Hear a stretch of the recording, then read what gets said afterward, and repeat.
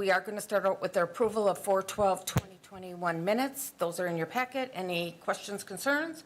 Otherwise, I'll take a motion to accept.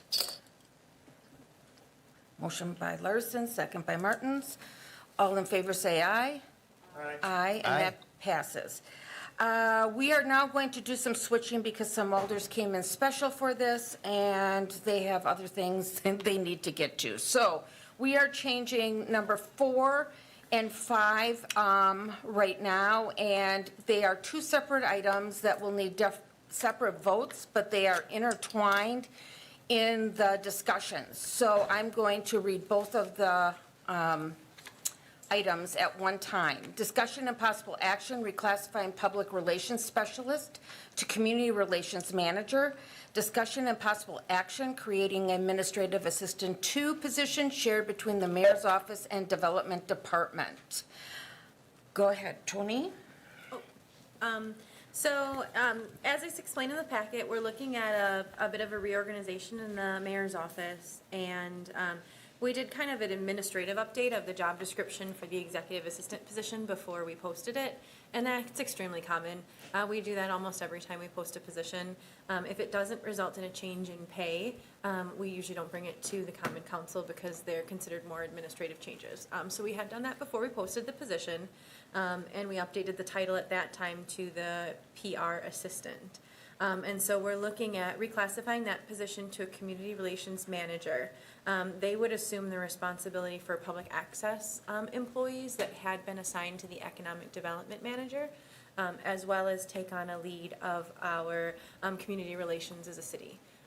And because of the level of responsibility that comes with those duties that are explained in a lot more detail in your packet, we would recommend classifying that position to salary grade 15. And then regarding the shared admin position, I looked into the history of that position, and it looks like under Mayor Tipple there was a shared admin position, and then duties and responsibilities became greater, and there wasn't enough time for the mayor's admin to serve both masters, so to speak. And so we ended up dedicating that position to the mayor's office, and the development department got their own admin. With the creation of the business development specialist position, that admin position was sacrificed to the altar of the budget so that we could create the business admin position. And last year, as part of our recruitment for the development director position, I interviewed the development department staff to find out how things were going and what they needed. And the message that I heard more than any other message was, we need an admin. We miss that admin, we need an admin. And so this was kind of our answer to that need in that department, would be returning to a shared admin position. The more administrative responsibilities from the executive assistant would remain, while the higher classified positions or responsibilities would go to the PR manager. And then that would free up some time for this person to also support the development department. So that's kind of the broad strokes of what we were looking for the reorg. But I see that the mayor's here, and I'm sure she can speak in much more depth than I could. Yeah, so I guess I'll just give a little bit more background. We have hired a development director, and that person will start in August. And so I was hoping that maybe we could, initially what I was thinking is, okay, let's put that business development manager position back to a specialist, and then maybe we can figure out how to make this community relations into the manager, managing public access and some of those other communications needs that we do have as a city. But when I talked to the economic development department, they kind of didn't love that, which I'm not surprised to hear. So that's why I'm kind of coming forward with this solution that is a shared admin, because really what I found out with our community relations assistant is that there is a lot of extra work. We can either be really good at being that assistant and that admin, or we can be good at the community relations, but it's been kind of hard to be good at both without that extra kind of time devoted to it. So this is kind of a solution to that. I know that we have a lot more things coming up with COVID kind of lessening in our area, so we want more kind of in-person activities. We'll have ARPA funds that we're going to be looking at. And I do see that Marianne is here, and we kind of chatted a little bit about that admin that could be shared between the departments. And there is an opportunity if we wanted to use that person with community development so that you could get some of that funded through the federal government too. So there are some ways to make this work, but I'd be happy to answer any questions if you have any about this. Thank you. So in reading the packet for tonight, this really piqued my interest because a number of years ago, a couple mayors ago, Mayor Tipple was interested in having a communications director to make sure that the messaging getting out from the city was proper and effective. And a couple councils ago, we nixed that. We believe that the public relations arm of the city was not a separate individual or a separate department, that the mayor and the mayor's office and the sitting council members are certainly the face of the city of Wausau, along with our professional department heads, and we just did not see the need for a position with an inflated salary to carry that across the finish line, and that discussion had not come up again. That said, in our budget, the way our budget is written, the mayor's office is entitled to an executive admin assistant, and so that person is an assistant, that person isn't another manager. So if we're going to add another manager and inflate that salary, that has an ongoing and perpetual budget impact for years to come. And, there were, if you reevaluated that job description when the former employee retired, my understanding was that when that job description was reviewed, that all of the tasks that that former person did and a couple more remained. And so that said, I think it should be the job of one person to perform all of those tasks. Obviously, the one that retired was able to do it and was able to carry the load, worked very well with the public. The concern I have is that the individual in that job now was hired for that job. That person was not hired for a job that is multiple legs up from where he or she began. And the situation is that person has not even been sitting in that seat for, a couple months? And now we're going to make that person a manager and then propel that salary range well above where we have employees who've been employed longer who've been unable to advance their salaries. We have departments that are unable to adjust salaries and salary ranges to compete with the private sector to source workers. And at the end of the day, the taxpayer pays these salaries. And, I don't think anybody is adverse to an assistant, but I think if we're going to add another manager and another middle management layer, that's a problem. And, we've already proven that shared admin doesn't work because there's always a constant push and pull on that person's time. And so I think to take an admin person away from or divide their time between one office and the development office, at the end of the day, we have, from a development standpoint, we have to be ready to roar back from the pandemic economically. We have to be poised for growth. So not only do we need a director, but we need support staff for that person that is poised to engage the commercial sectors and really propel Wausau forward and get that growth back. I mean, this area and Wisconsin are both slipping in terms of business growth. And, there's some reflection of the pandemic there, but as growth starts again, we have to be ready and take full advantage of that. And we've spent an awful lot of time, in this chamber and in our committees talking about all kinds of social issues that don't grow Wausau. And so I've been asked by a number of my residents to get back to work for the citizens of this city and, maintain the budget and fund the departments that need funded and do the work that local governments do. And, that's everything from infrastructure to, public safety to everything else that and managing our budget. It's utilities, it's all of that, but it's certainly not creating more layers of management. And even if we were to use, grant funding for that position, at some point that money's gone. And then you have to find a way to pay for that out of your budget. And so I just think that it is way too soon to consider advancing someone who just started and is yet unproven. I mean, we haven't even seen demonstrative evidence of what that skill set looks like. And if we were going to look at, advancing another manager without even seeing any proven output from a recent hire, I think that that is just not a responsible way to promote somebody. And I have some serious concerns about that. I think that, before we start looking at advancement, we should see, what the work product and work output from this employee looks like over more than just a few weeks. I guess, I don't know necessarily, I guess I could look at how it's displayed in the packet, but is the position separate from the person? Because I think we can talk about the position versus the person. Like, the position is what I'm asking about. Sure, so it's presented as a reclassification. Okay. So that it wouldn't, if it's a position creation and a position was eliminated, someone would effectively be, the incumbent would effectively be laid off and have to reapply. Okay. Okay. Whereas a reclass happens Okay. around the person in the chair. Sure. Anybody else? Right. What are we talking about? The fourth item or the fifth item, or both of them together? They're, They're both intertwined. If we do one, the other happens, kind of okay, thing. Gotcha.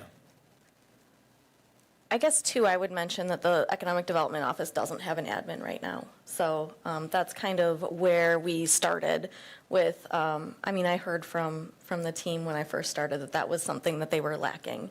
So I guess partnering up, I don't know what it looked like last time. I don't know what kind of a problem it was, but I know that we work while sharing admins right now. Plan has stepped up. We've had some folks step up from other departments. I believe Kathy was also assisting out in the development office because she had some spare hours, which was another reason why we thought it might perhaps be feasible.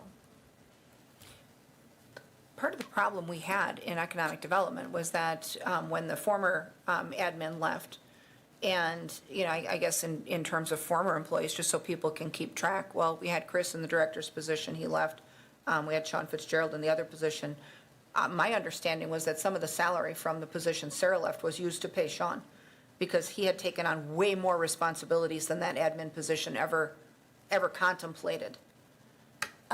The salary for the administrative assistant position from development went to fund the business development specialist position. The reclassification from business development specialist to economic development manager was largely funded by the vacancy of the director position, Okay. if that makes sense. There's But been a lot of movement. At some point, if we want to be effective in our development and planning, we need people in all those spots. And I think to leave holes there really does, and to create a situation where they have divided time where people feel like they're pulled in two directions is not good.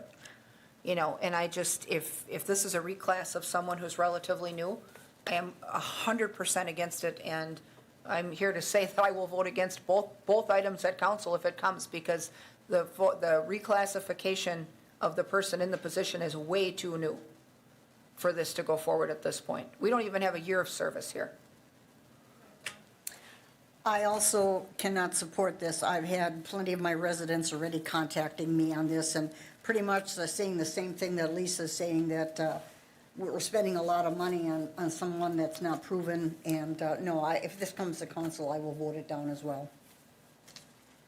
Go ahead, Jim.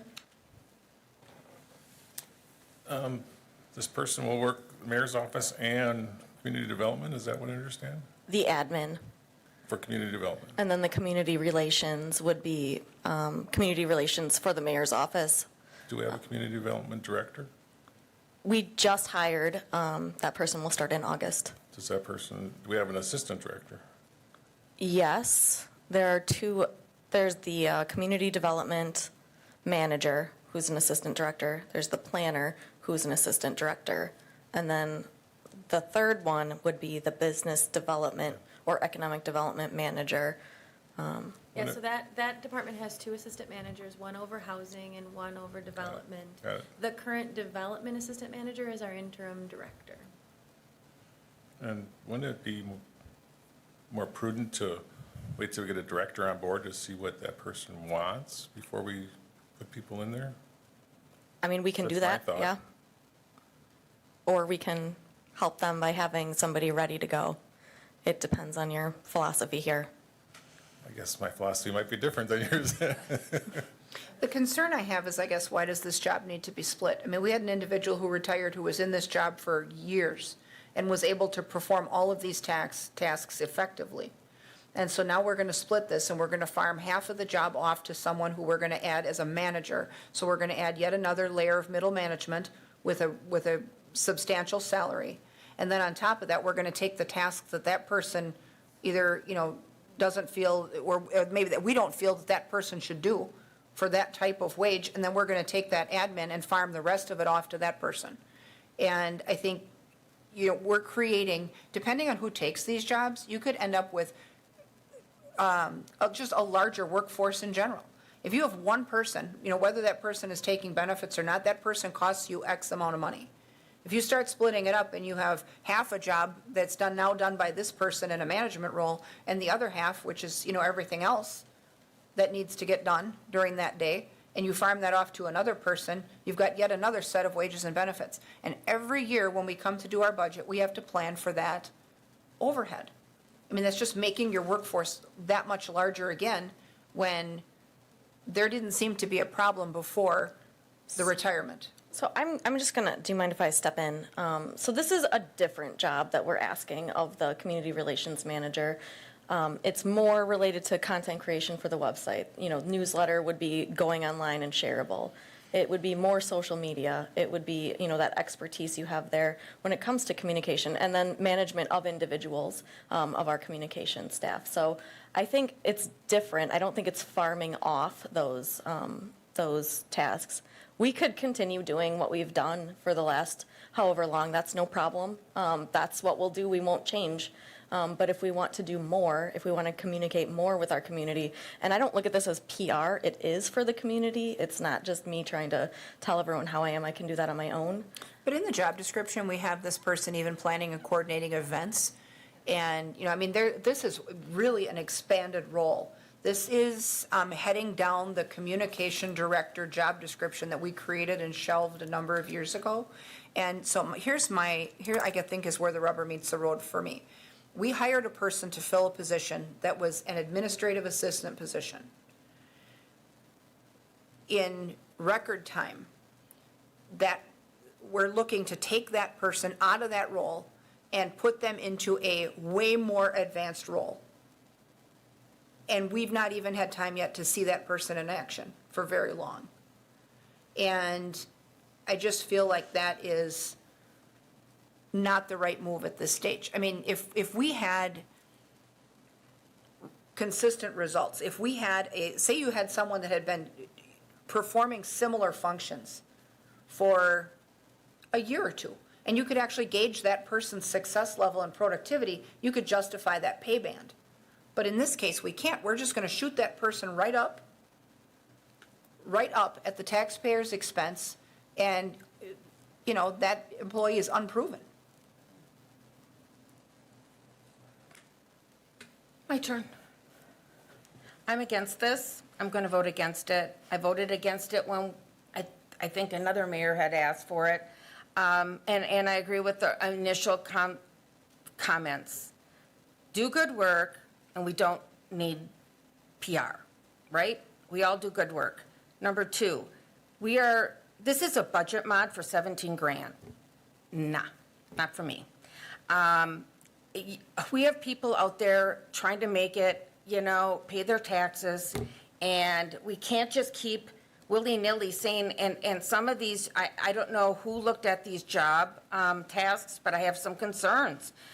When I'm seeing that, let me see, there was something about writing, excuse me, I thought I saw something about writing resolutions in it. resolutions and things. That's a legal task. That's a legal task. We have a work order. We have the way our work, I don't want the mayor's secretary, executive assistant, whatever, writing resolutions, sorry.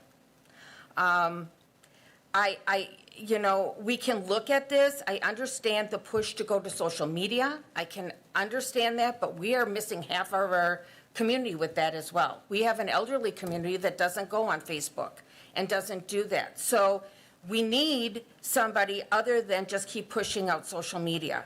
I get a lot of complaints about that. I don't know what's going on because I don't do social media. I agree with that this is a reclass, and that's unfortunate. I don't see a need to reclass this at this point. I also agree with Jim's comments that let's get the director in here and find their own flow. They can then come. That's kind of how the flow of the department heads work, and that really works well. How do you want to do your thing? I do believe that they deserve an admin. That's not a point, but I don't see this mixing and mingling with, I'm not even understanding what's being asked here about the second portion, about having having this person, then another admin in the mayor's office. So I guess that's the part that I'm not understanding. I would understand an admin in ED, but I don't understand another half an admin in the mayor's office above this. I just think if we want to look at this for budget next year, it could be looked at that point and see how things go. But I would like to have some kind of input into the job description as well. I think that there's some things on here that kind of give me heartburn. I don't like the jumping to 17,000 more a year? Is that what it is? So fiscal impact on a reclassification is pretty hard to estimate, just like fiscal impact on a new hire is hard to estimate because it's contingent upon the applicant that we get. And I don't always know what salary offer I'm going to be extending to somebody when I haven't done a recruitment. So what I used to estimate the fiscal impact was midpoint because that's the highest a change can be without requiring an exception to our rules. So there is a real possibility that the fiscal impact would be less. Again, it's just a certain degree an arbitrary number because it depends. Per our handbook, we can reclassify a position with no change in pay as long as the person is currently making an amount within the new salary range. But we also have the ability to grant a pay increase commensurate to the increase in responsibilities because it can be pretty difficult to hear that you're going to be doing a lot of extra work, and guess what you were making before was good enough. So I don't mean to imply that that's a guaranteed increase of 17,000. That is the kind of the, I don't want to say worst case scenario, but the largest that I would anticipate the increase would be under our current rules and regulations. It could quite realistically be less than that. Do we know that, now, is the new hire performing all of the tasks that the retiree was? Because my understanding was that there's been some internal shift already of some of the duties. The only thing that I'm aware of was the keeping track of appointments. Yeah, the keeping track of appointments. So when those things are up, the clerk's office will send out that notice. For committees, commissions, and boards? Yep. So, okay, so that's been shifted, but any other tasks or?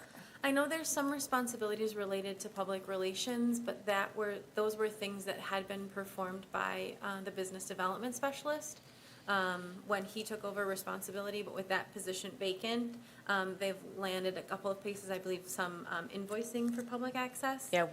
And payroll, Invoicing, but- payroll, and any kind of Sure. management of that. Yeah, but those responsibilities had lied with a position that's currently vacant, so it's, but as far as I know, that's all. Okay, because I think our expectation is when we had a job description, we hired someone to fill that job description, we expect that that person is going to carry out those duties until such time that the committee and council makes an adjustment. So, that said, if we prove that, in time, we want to go in a different direction, but I think it's way too soon for that. We barely filled that seat. And I just don't think, I think this whole discussion is premature at this stage. Good. I am not opposed to increasing staff in an area where it's needed, especially in something like economic development that's going to possibly bring in more income for the city and less tax. This is on the citizens, if that's where the money's coming from, and they need the staff, that's where I want to put it. But I think, like I stated before, I'd rather wait until the director's on board and see what they need first.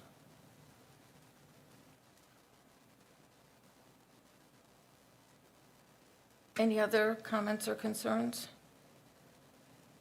Oh, come up, Alderaan.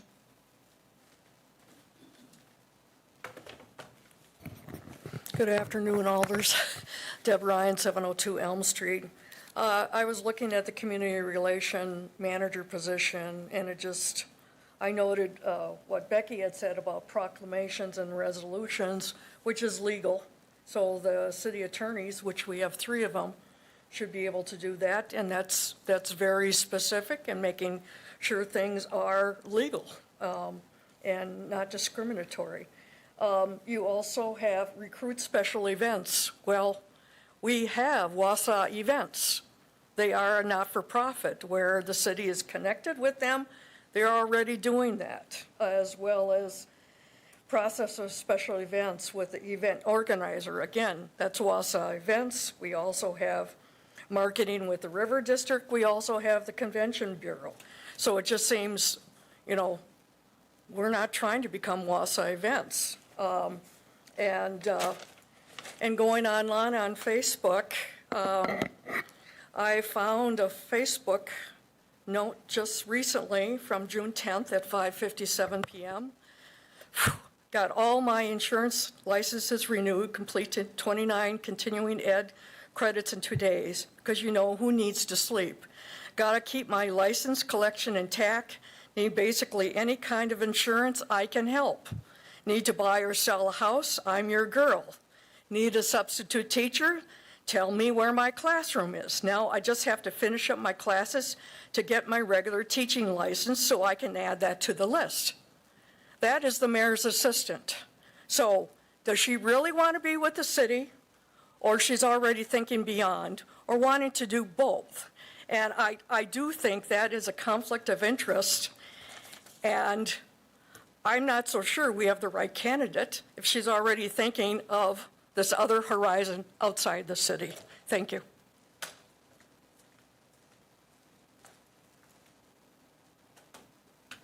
Any other comments? Okay, so what we will do is we have to vote on these separately, correct, Tony? Yes, I would recommend you vote on them separately. Okay, so we are going to start, and if anybody has any questions, go ahead. We are going to start with the number 4, discussion and possible action reclassifying public relations specialist. I have one more question about this. What is a public, how are we, where did the public relations specialist come from? Sure. So when we did the administrative changes to the job description before we posted it, upon its becoming vacant, one of the things that we did was we kind of updated the title. And that's when we made it public relations specialist. We were looking at an extremely similar position that exists in the Green Bay mayor's office, where it has a similar title.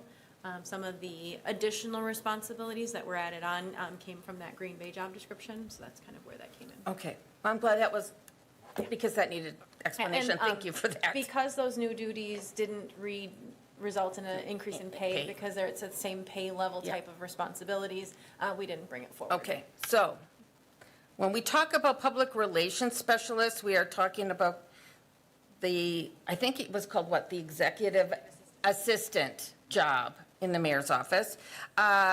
Because that never came through here, I want to make sure that we clarify that. To community relations manager. So I would need a motion. Still looking. Okay. We can vote it down if it's motion. So anybody want a second to make a vote? Okay, we have a second by Herbst. This is voting yes. We reclassified, no, it stays the same. So all in favor say aye. All opposed? No. No, and that fails. Number 5, discussion and possible action creating administrative assistant 2 position shared between the mayor's office and development department. We could use a motion. Motion by Larson, second by Herbst. All in favor, say aye. All opposed? No. No, and that fails as well. Thank you. Okay, we're going to go back to the Human Resources Report for May. Is there any questions? Tony would be here to answer. Seeing none, we'll put that on file. Discussion and possible action reclassifying parts specialist. So we actually saw this item once before, but it's been brought back with the recommendation that it be classified one step higher or one salary grade higher. And that is because Mercury's fleet study came out and it kind of clarified some of the job responsibilities needed for this position that maybe we improperly understood last time that Eric and I brought this forward. And so there is quite a bit of independence related to this position. And when we review it, it does appear to be equivalent in independent responsibilities to an admin 3. And admin 3s are basically those positions that are given independent authority over a task within certain limits. So this person has independence within the established budget to make the necessary purchasing, as well as adjustments to the planned purchases based on things that fall within that budget. There may be some additional tweaks to this job description, so I want to make sure that this group is aware of it. Mercury just gave a presentation late last week that's made a couple of things even clearer, so we might be attempting to kind of reword some things to make sure that it's as accurate as possible, because that's important in getting the right person in the job. We may also be adding a previous parts experience or mechanic experience requirement to the minimums. But because none of those things impact where we would classify the position, or in other words, what we would pay the person, I feel comfortable continuing to advance this, even though we may make some minor changes.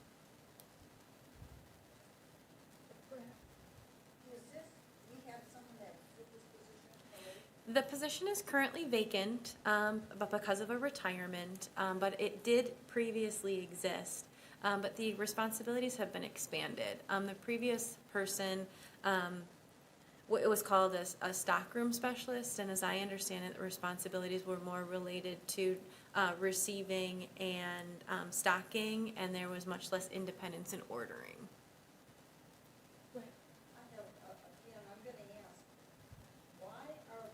Oh, they can't hear you. Could you please thank you? I'm sorry, I'm getting waves. Why are we not putting out these jobs before the people retire? Because we have such an aging workforce. We end up with so many open spots and no one to slot them in and fill them.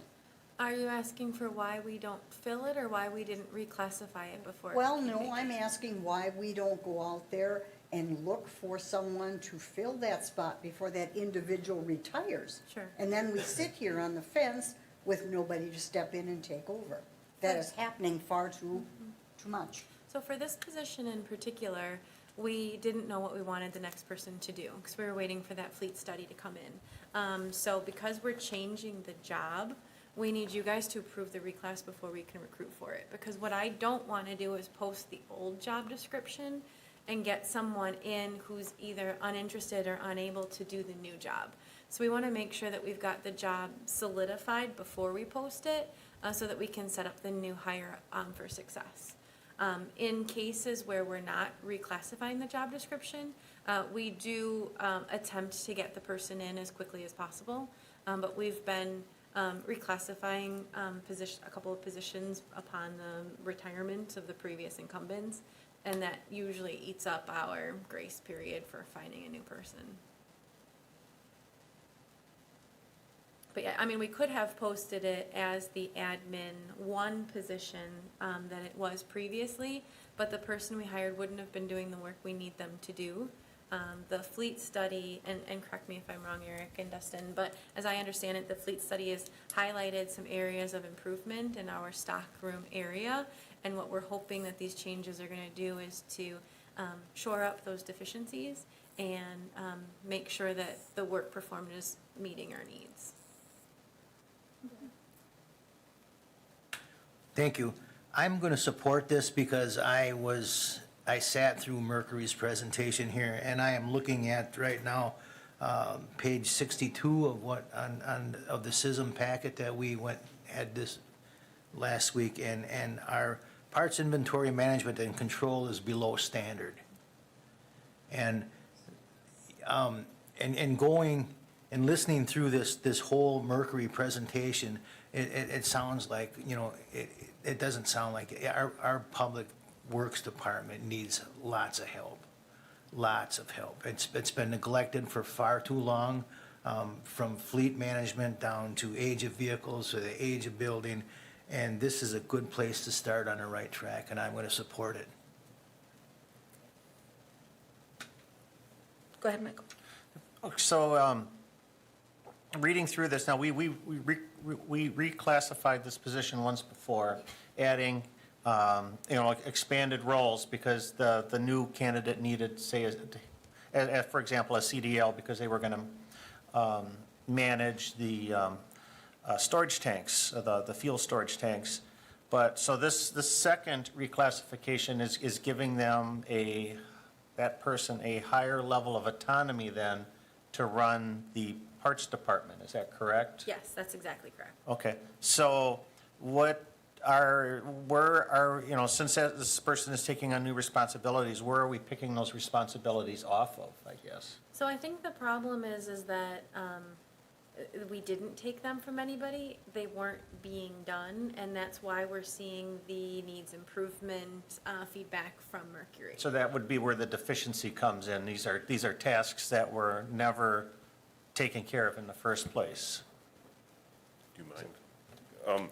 Yeah, I think that Tony's right on some of that. Right now, our mechanics are really, they'll come off the shop floor from working, they'll go in and they will order their own parts, they will find their own parts, so they're taking time away from working on vehicles to do that. What we need is somebody who's qualified to do that on their own. So the mechanics will come in and say, I have this vehicle, this part, transfer case, whatever it is for this year vehicle. The part specialist will go ahead and take care of that. They can go back to the floor. They don't have to do that work on their own. So they're losing what Mercury would say would be wrench turning time, and it's significant throughout the year. So how does that work? So the mechanics, they're working on a repair, and typically they go through the book, and the book tells you, a job takes such and such a time and you need such and such a part. So do they just then tell the part specialist, this is the job, and then the specialist takes it over from that, or? That's the idea, that they would say that this is the vehicle I'm working on, this is like I said, a transfer case or something that's bad, I need a replacement. And then the part specialist then would do the research, determine, it's the age of the vehicle, should it be a used one we're gonna get and save some money, or is it a newer vehicle, is it under warranty, should this be a warranty part, but then the mechanic then can go back to working. They don't have to spend all their time trying to figure out parts and warranty and stuff. So they're not sourcing, so they don't have to make the decision if I'm gonna put in a new part or reconditioned correct. part or so, okay. Yeah. Okay. Yeah. And that's where, and so I'm, just to kind of flesh this out, that's where our deficiency's coming from then. That's where one of the biggest one is, because, Mercury is saying that, when we take mechanics off the floor to do other things, we lose that time in turning wrenches and getting our vehicles back out on the street, And so the more time that they spend looking at parts or determining if something's under warranty or something like that, we want a parts specialist who can do all of that, as well as track warranties and track parts and make those decisions independently, on the spot. Like, can I send a parts runner to get a used part? Do I have to get a new one? But they can do that day immediately, and our mechanics do not have to do that. Okay, Yep, if that helps. yep, okay, now that makes sense to me, so thanks. Yep. That's kind of, isn't that Operations Management 101? You keep your high-priced people doing the job that they're paid to do? That's what we try to do. Yeah, you're Yeah, right on, I mean, Becky. you know, Yeah. this would be Operations Management 101, Right. is that we keep our high-paid and our skilled mechanics doing what they do best, and then Yeah. have somebody else do the support work, Right. right? Okay. Okay, we have a motion, second. All in favor say aye. Aye. And that passes unanimously. Okay. Now, we're number 6 now, right? Yep. Discussion and possible action approving updated policy for employees with symptoms of or exposure of novel COVID-19 flu coronavirus. So we are continuing to bring updates to our COVID policy before the body, and this is our most recent one. This update was made to kind of reflect the CDC update and guidance regarding fully vaccinated individuals. And so we have updated the face covering requirement so that if you are fully vaccinated, you are not required to wear a face covering while indoors performing city work. The policy remains unchanged for unvaccinated individuals. We also have updated our quarantine recommendations and our exclusion from work to align with CDC and DHS recommendations, which is that if you have it's if you've tested positive for COVID within a certain period of time, or if you're fully vaccinated, you no longer have to quarantine unless you are symptomatic. So that's kind of the main changes. We've also highlighted those benefits that are expiring. Emergency paid sick leave for both emergency responders and general employees is set to expire July 1st. The maximum vacation limits is expiring July 1st, but we're letting people who have banks in excess of it, they're not going to lose it immediately on July 1st. What'll happen is they'll stop accruing, but they have until the end of October to pay down those banks, which buys them a little bit of time to use their time off. Alternate work schedules are expiring. Actually, they've been expired. Telework assignments are going to remain available. We're working on a permanent replacement policy that I'm hoping this body will see next month. The main change for telework is that we have added an expectation that departments be staffed during the city's normal business hours. So telework can't close your department. You still have to cover your front-facing obligations. And those are the main changes. Questions? Otherwise, we'll take a motion to accept the new policies. Thank you. Motion by Martins, second by Obadinsky. Any other questions? Otherwise, all in favor say aye. Aye. Aye. Okay, I guess that passes. I didn't hear people. Oh, I'm sorry. I was waiting. Okay, all those opposed? Aye. Nay, aye, whatever, it works for me, 3-2. Thank you for that, Alda Larson. Guess I'm in the way to get out. Okay, discussion and possible action approving updated non-DOT regulated employee alcohol misuse prevention and anti-drug policy. This change is a little bit dry. We're really just updating our policy for non-DOT regulated employees so that it is consistent and not harsher than that faced by DOT regulated employees. So we've updated that threshold. It used to be no tolerance, and now it's .02, which is what our DOT regulated employees face. We were holding people who didn't have DOT licenses to a higher standard, and that seems a little backwards, so. Okay, sounds like some housekeeping. A little bit, yeah. Any questions, concerns? Okay, thank you. Motion by Herb, second by Wadinsky. All in favor say aye. Aye. Passes unanimously. Thank you.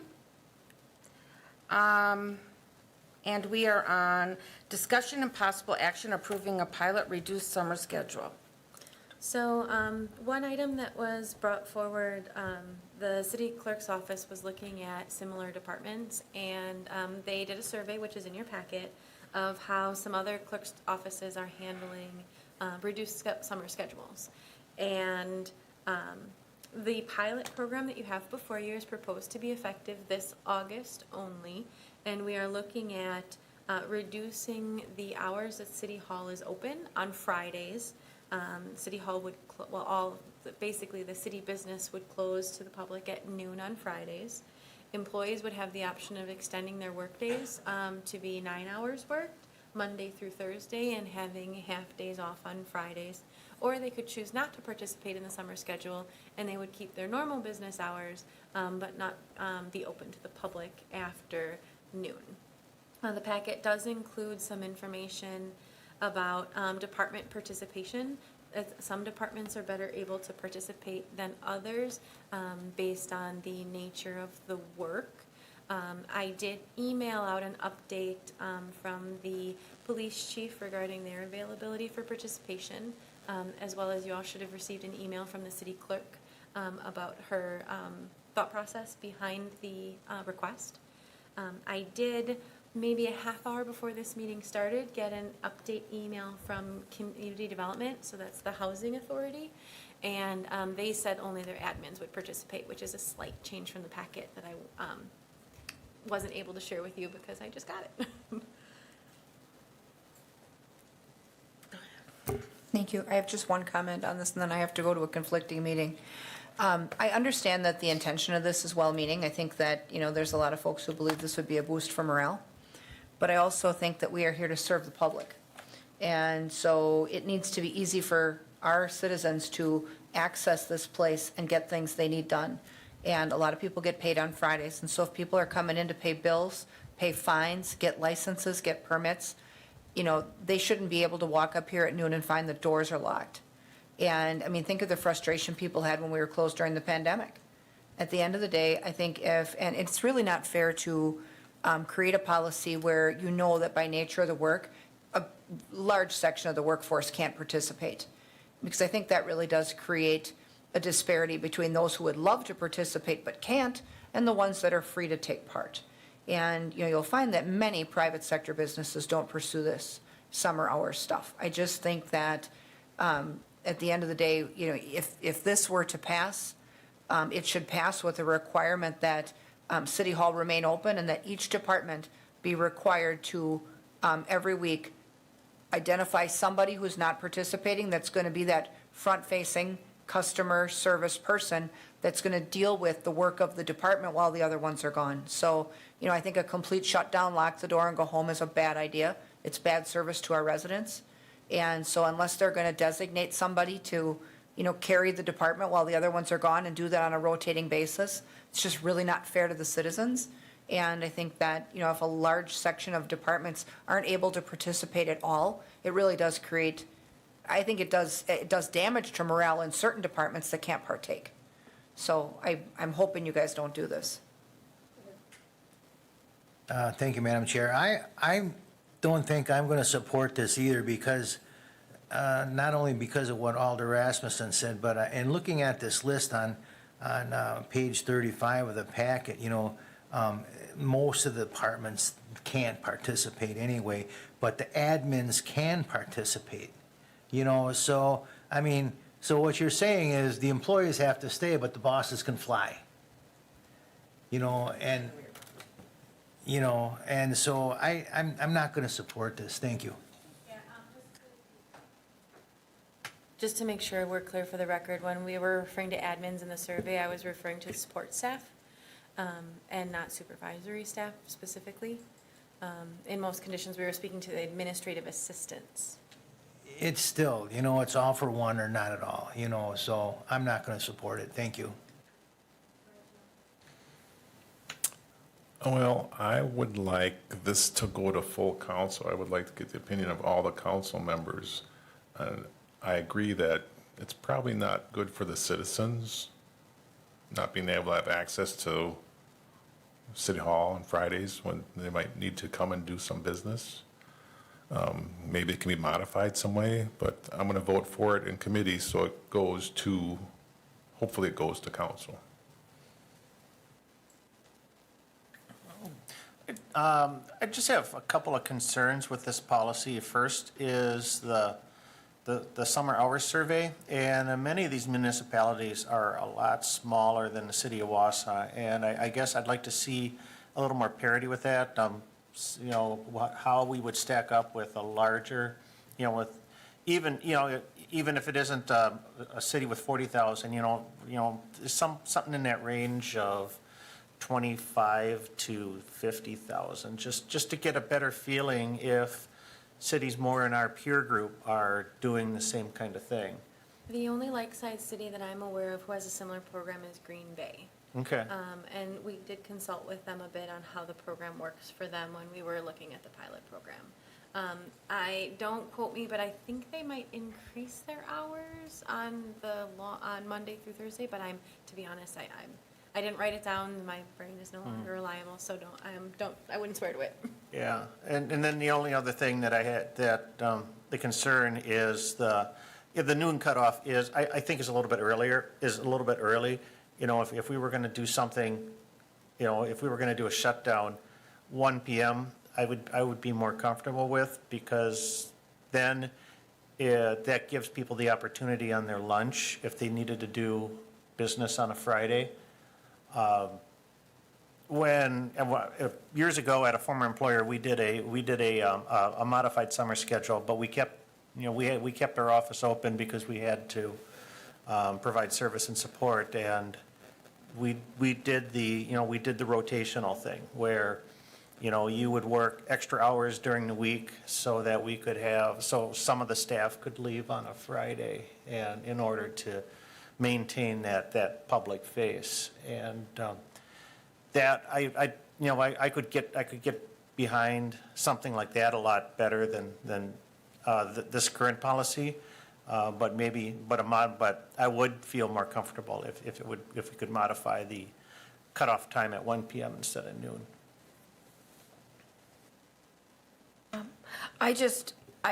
My problem with this is exactly what some other alders have stated, is the inability for some to participate. I think that's horrible. I mean, you know, I understand there's some that can, but, you know, we're talking, you know, it's a pretty cool thing in that I would say a majority of our staff can't participate. So I find that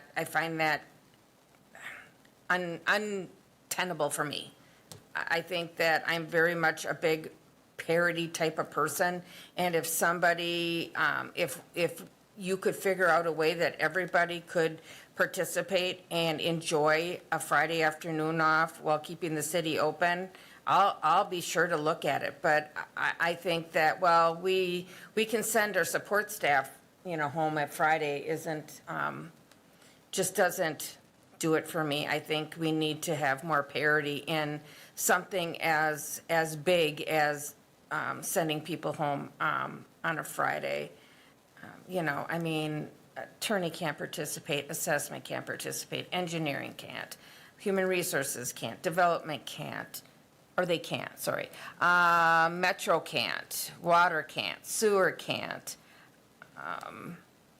You know, you're taking out most of our staff. So I'm going to be against this. So I would, if no other comments, I'll take a motion, though, to go further.